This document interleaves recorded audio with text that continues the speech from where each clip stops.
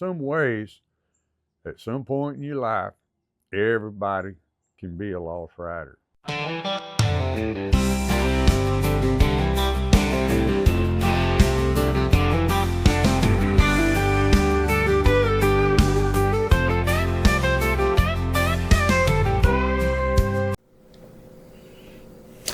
Good morning and welcome to this weekend's edition of News from the Camp House, listening to Post of the Texas Sportsman Association. This is Herman Brune.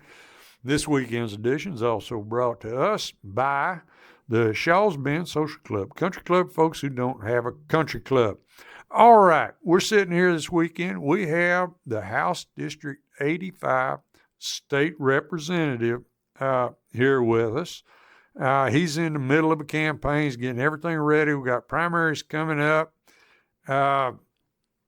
He's got a challenger this time, and we're going to talk about what's going on in past sessions and what they look forward to coming up, what they want to get done, and just how the world's treating them. All right, so Stan Kitzman. Stan, how you doing this morning? I'm doing very well, Herman, and it sure is good to be back here with you on the radio. All right, okay. Austin and the Capitol up there, these sessions, they're taking on a little bit different tone. We've seen a big shakeup in Washington. We've seen the Doge stuff going on in Washington. There's a lot of people like to see the same thing going on in Austin. I don't know what's it look like? What's the atmosphere over, what's the atmosphere over there? The budget keeps growing and people worry about that. So I'm going to let you fill us in a little bit. Well, one thing I like to tell people, because I do think it's important to make a distinction, that in spite of all our warts in Austin, we're not Washington, D.C. Okay. And we don't want to be Washington, D.C. So Texas Monthly will never run out of things to write about the Texas legislature, and there's always going to be plenty of characters there to help them fill their articles. But in general, the Texas legislature does work to get things done for the people of Texas, and I'm pretty proud to be part of that. All right. Okay. All right. One of the things and we talk about it quite a bit amongst ourselves, let's talk about property taxes a little bit. Folks are really upset about property taxes. Don't like having to rent their home from the government. And, they look at it as kind of a form of theft. I've been watching this stuff now for 25 years, and one of the things that we've heard candidates repeat over and over is when there's a surplus, nobody can spend the taxpayers' money as well as the taxpayers can. And that money's supposed to go back to them. Of course, I don't know how that works either. How do you give them their money back? Because I also know that when I interview state agency directors, prior to a session, they're all vying, trying to get their cut of the pie too. They're trying to get a little bit more of that bonus. So explain that atmosphere. Well, as a second-term legislator that's had a surplus both sessions, the old-timers say, man, it's hard to be a legislator when you have a surplus, because when you don't, and the economy's bad, you can just tell them no. And we do. The management of the Texas budget is restricted constitutionally and by statute. We meet all those measures. We don't exceed that. Texas is required in our Constitution to pass a budget every year. If we don't do anything else but pass a budget, we could do that and go home. That's the one thing constitutionally we have to do. But at the same time, it has to be a balanced budget. We don't get to do what they do in Washington. So every session, your Texas budget is balanced. Under the Republican leadership, especially the last two sessions, we've made sure that we still well below the caps that are set, again, both constitutionally and statutory, to make sure we're not exceeding that limit. Now, that being said, you're correct. The budget is bigger, but the demands from the people of Texas is bigger. We've got, according to the Comptroller's Office, 1,200 people a day moving to Texas. That's more than one new Colorado county every 6 weeks. And the requirements both in And let's just take law enforcement or EMS or emergency management, or certainly on roads and other services increases with that, and we have to meet those needs. Now, again, I think through the conservative leadership, we've been real careful about how we do that. I sit on the Sunset Commission. There's only 5 members of the House on that, 5 members of the Senate, and 2 civilian members that review every state agency. Gets their turn at least once every 12 years. It's staggered, but Department of Public Safety goes through the Sunset Commission,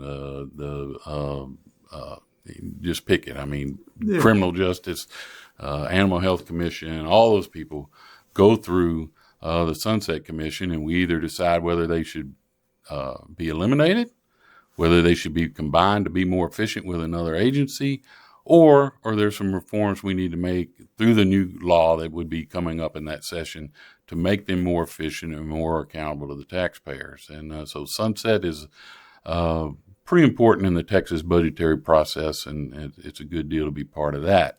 Now, Texas does not collect property taxes, so most of our revenue comes from sales tax and, of course, from oil and energy. So doing things to lower your property taxes. We all get our property tax bill too, and I guarantee I don't like mine. Mm-hmm. But $51 billion was spent in this last budget, taking from that surplus to pay down local property taxes. And I'd also like to point out that when the state gives a grant to your local EMS or to the ESD or to the sheriff's office for more equipment, that's taking sales tax money and giving it to the local government that usually charges property taxes, so they don't have to raise your property taxes to match that stuff. So these new ambulances that are costing $300,000, when the Forest Service gives a grant for that, that's Texas helping keep your property taxes lower. Now, or is it cured? Absolutely not, and we're not through with that. We've made big strides the last 2 sessions especially. I think you'll see that this next session, the governor has a goal to drive property taxes down even more, hopefully with the goal of being zero, especially on your school taxes.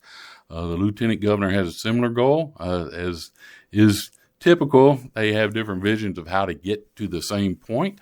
And so it will be up to us in the legislature to work with the lieutenant governor and the governor to find the solution that continues to push those property taxes down so that your burden is less. And I'll just bring up again, the citizens were able to vote, but the legislature put it on the ballot, to once again increase your homestead exemption.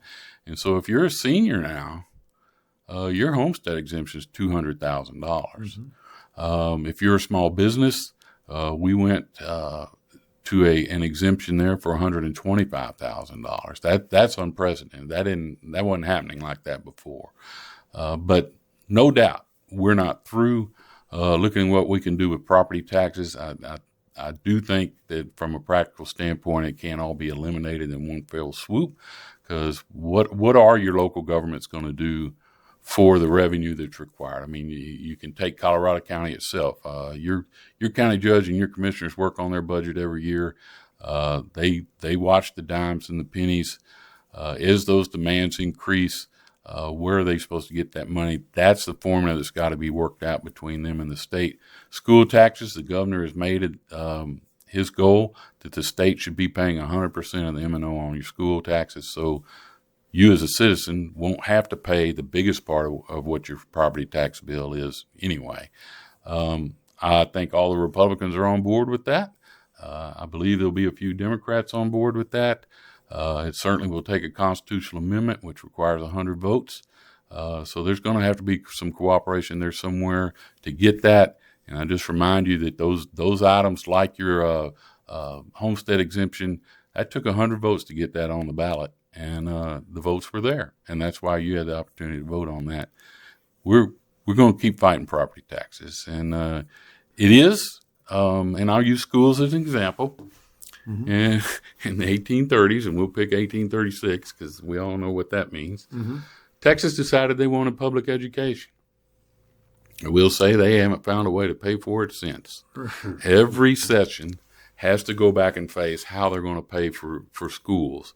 And in the case of the Texas budget, Article 3, which I'm the chairman of that committee, as a sophomore no less, Article 3 is the biggest part of the Texas budget. And 70% of your Texas budget, which is over $300 billion, is health and human services and education.